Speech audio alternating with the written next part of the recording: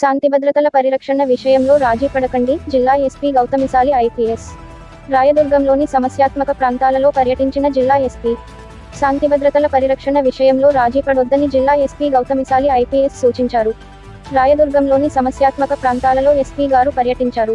Lakshmi Bazar, Kanekal road, ఓబుళాచారి road, Nesepeta, Shantinagar, Vinayaka కూడలి, తేరు Bazar, మారెమ్మగుడి colony, Paithota తదితర ప్రాంతాలలో కలియ తిరిగారు. ఆయా కాలనీలలోని తాజా పరిస్థితులపై ఆరా తీశారు. ఆయా ముఖ్యమైన కాలనీలలో మొబైల్ బృందాలచే పెట్రోలింగ్ నిర్వహించాలని అధికారులను ఆదేశించారు. జిల్లా ఎస్పీతో పాటు Kalyanadurgam DSP B Srinivasulu, Rayadurgam CI Srinivasulu పరిశీలించారు. తర్వాత మనం ఇప్పుడు పల్లెల్లో కానీ టౌన్స్లో కానీ ప్రశాంత వాతావరణమే ఉండాలి, ఎక్కడ కూడా వైలెన్స్ అనేది జరగకూడదని చెప్పి ఇంకా కూడా మనం పికెట్స్ కంటిన్యూ చేస్తున్నాం, మొబైల్ పార్టీస్ అన్ని కూడా తిప్పుతున్నాం.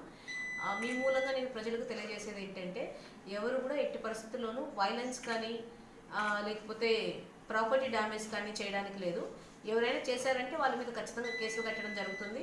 అలాగే వాళ్ళ మీద షీట్స్ కూడా ఓపెన్ చేయడం జరుగుతుంది. దీంట్లో అయితే మొహమాటమే లేదు.